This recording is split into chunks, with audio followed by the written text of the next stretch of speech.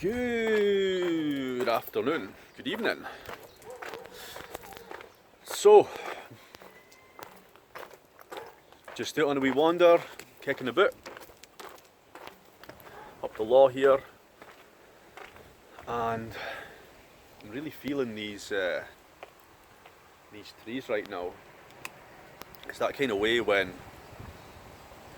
the wind is blowing, but it's not forceful. It's not like in your face kind of wind. It's just the trees are swaying nicely and the leaves are rippling and shimmering, and there's a little bit of moisture in the air, and the whole effect is just, it's really soothing and calming. But also, I just ate some chocolate, so got a lot of internal stuff going on right now. It was the one instance when I feel like the Lidl chocolate is not as good as the original brand. Usually they seem to up the game compared to the Mars bars and that kind of thing. Usually Lidl's is much more kind of an Aldi. They're like got a bit more bite, but this was like an arrow, and nah, it was. Anyway, so the trees are blowing, the wind's blowing, and the trees are moving, and the sun is shining, and there's a little bit of moisture in the air. And thinking about people in isolation as living in isolation as a way to avoid the coronavirus thing that's going around. And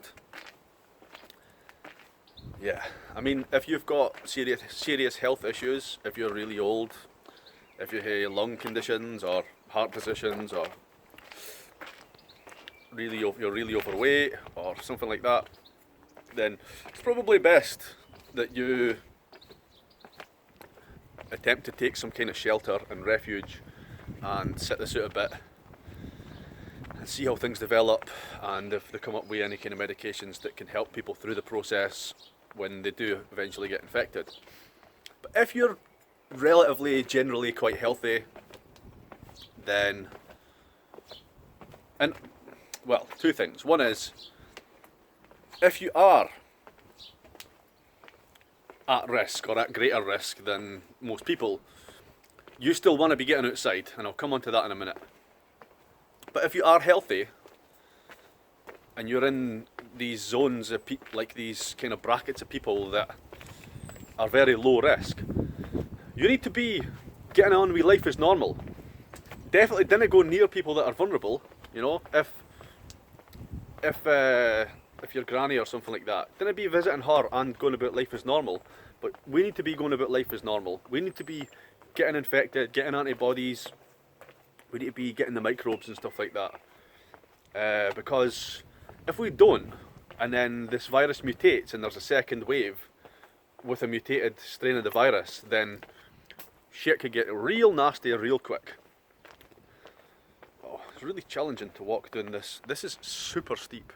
It's like, I came down it on the bike about 2 weeks ago. No, maybe about a month ago actually.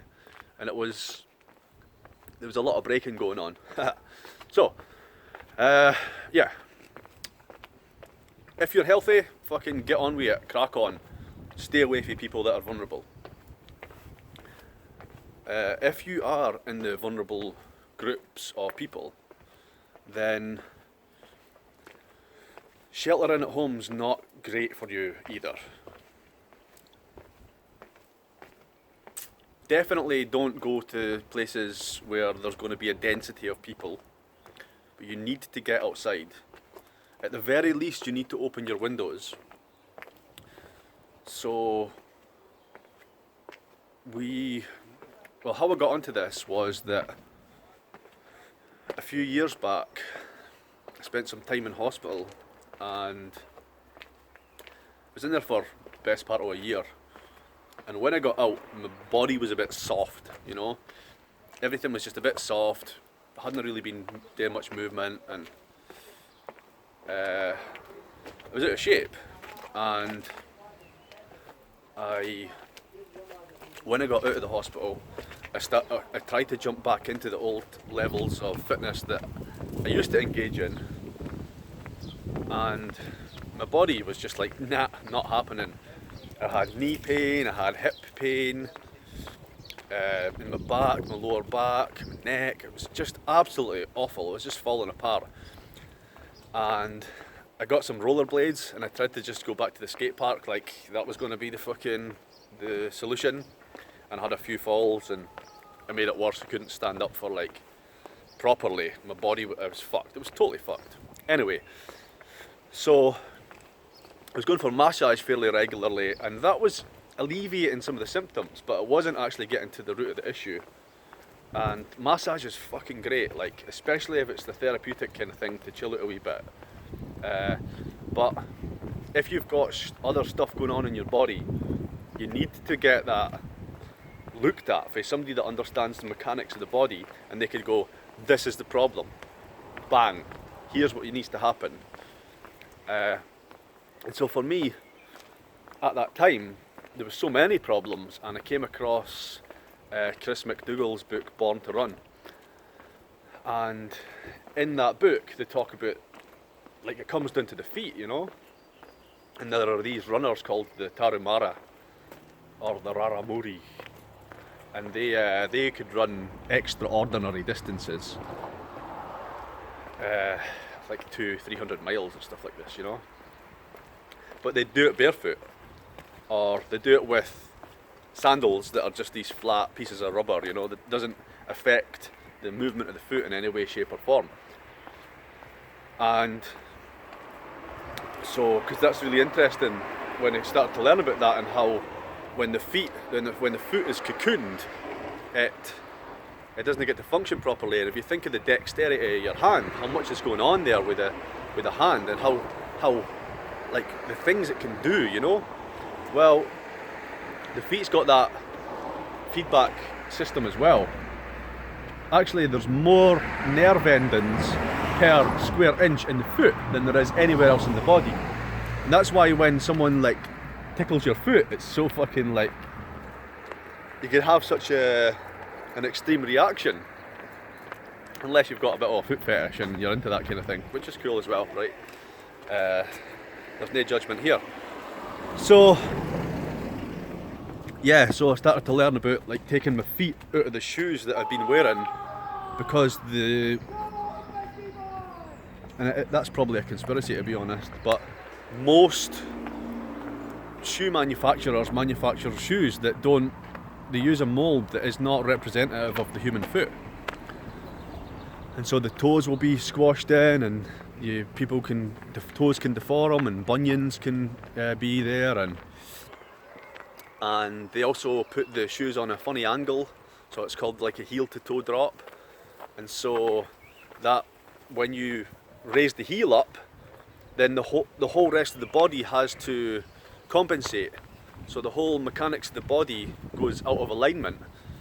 It just fucks your hips and your back and your shoulders, and it's really fucking nasty. And if you're a woman and you've been wearing like heels quite a lot, you'll probably notice that your calves get quite tight, and it shortens the Achilles tendon. So it's really fucked up, but we've completely normalised it. And so I started to think about that again today. So all the shoes that I wear are actually like, they're soft. The sole is, they're called barefoot shoes or natural foot gear, and I could feel the ground beneath my feet. Like the soles of my shoes are only like millimeters thick, so I could feel everything, and it took a while, probably about 2 years, to get really used to walking like this. At first it was quite sore and quite sensitive, and my whole body realigned. And as I was learning about this process, I started to take my shoes off more and more in nature, and even stranger things started to happen. So not only was my posture beginning to like self-correct, and like little muscles in the hips and little fibres and weird places started to fire and activate. Not only did that begin to happen, but strange things started to happen to my kind of energetic systems as well, and also my mind, like I could feel my mind like lighting up, you know, like it was on fire or something like that. So it was really fucking cool. And then I learned about something called, well actually what happened was, it was one example, I was in Glamis Castle and I was inside the castle and I was on the staircase and there's no fucking windows and the floors are stone, you know, there's no carpets on the stone, and I didn't have any shoes on and probably not any socks on either, because I think I had like sandals that day, a pair of Luna sandals, which were named after Manuel Luna, which was one of the Tarahumara tribe. So yeah, they created that company. So I was in Glamis Castle and had no shoes on a stone floor in a room with no sunlight. It was cold in the air and my feet were on fire. My feet felt physically hot, they were burning. And I was like, wait a minute. What the fuck is going on here? So it turns out that there's this process, like they call it earthing. And I wasn't really sure what that meant, earthing. But then I came across something called negative ions. So my understanding of it is that negative ions come from particles in the air that get kind of broken apart by like the sunlight or like a waterfall. You know that feeling if you've ever been at a waterfall or a moving water, and like you just seem to breathe easier, your lungs seem to expand, and you have that feel-good thing going on.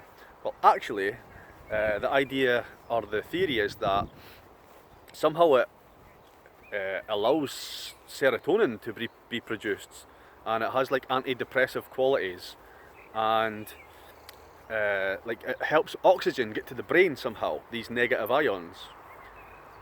And so these negative ions are abundant in nature, especially when you've got the wind moving through the trees and you've got free flowing water and the sun is shining, and all of these factors have direct, provable, repeatable kind of physiological effects that are going on and that help your immune system and body function optimally.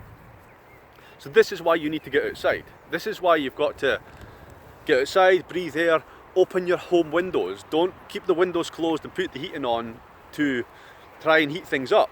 The more you heat things up, the more you need things to be heated up. But if you let the air in, and even you could get like a wee, you know, these wee waterfalls for your home, like a wee ornament, even that produces the negative ions. And also like humidifiers and stuff like that, you probably get a negative ion, like an ionizer type thing for at home as well, but I'm not sure how effective they are compared to the real deal. So it's in abundance everywhere, and it will boost your immune system naturally, and of course you get the vitamins and things like that for the sun. And then there's the microbes in the air. So all of this stuff is going on, and all of these feedback mechanisms and all of your complete system is optimizing through this process. So this is why you got to take your shoes off on the grass and get outside, breathe the air, movement. And then if you do get the virus, if you do catch the COVIDs, then start to figure out like how does it get into the body. So it comes in through the nose and the mouth, and then when it gets in there, it's got to propagate itself, and before it can travel down the windpipe and get into the lungs and create a deeper infection. So my theory is that if it comes in, gets into your nose or your mouth, and I think they say your eyes as well, but that's much less of a probability. I think like somebody would need to sneeze on your face or something, you know. But if it gets into your lungs and your throat and you feel like you're getting a bit throaty, as you often do before you get deeper into the infection, then what you can do is get your humidifier on the go and get these negative ions moving and pumping, and you get also like a spray like colloidal silver or you get some of these lozenges that are antibacterial, and they can actually kill the virus when it's in the throat. So it may well be possible, and this might be how some people are catching the virus, not getting any effects from it, and then getting the immunity, or not feeling, they're not going through the seriousness, you know. It might be the case that it's not actually getting down and into their lungs. And so there are steps you can definitely take to prevent it from getting into this serious place. But of course, the first step is this preventative measure that I'm talking about. So getting outside, getting your shoes off, and you wouldn't believe, like, I'm talking about it just now, but if you follow the meditation videos, get into that, even 10 minutes a day, or 10 minutes in the morning, 10 minutes at night. And if when you're meditating you do it outside on the grass with your shoes off and your ass to the grass, and then you start to use things like the trees, you really are going to supercharge your life, and things are going to start to change for you. You're going to start to see things differently, and this fear that you've got that surrounding the whole situation will begin to just melt away. And actually, what's kind of funny is, like, I'm not really sold on the whole 5G thing right now, but at the same time, when I was reading up on the negative ions today, or the ionization, is that, like, electronic devices, they create positive ions, so they starve the air or starve the environment of oxygen. And so this isn't scientific, like, I'm just putting two and two together, but I'm wondering if this technology that's going around, that's, you know, everywhere, is competing with the space. You know, it's competing in this space for the environmental nutrition. And maybe there is some kind of truth to the whole 5G thing. I mean, how much truth there is to it, I'm not sure. But on that level, on the level of the ionization, the positive ions versus negative ions, maybe there's a way to have the technology, but to plant more trees, to make nature more abundant, to counteract the effects of it by increasing these guys, the greenery, you know.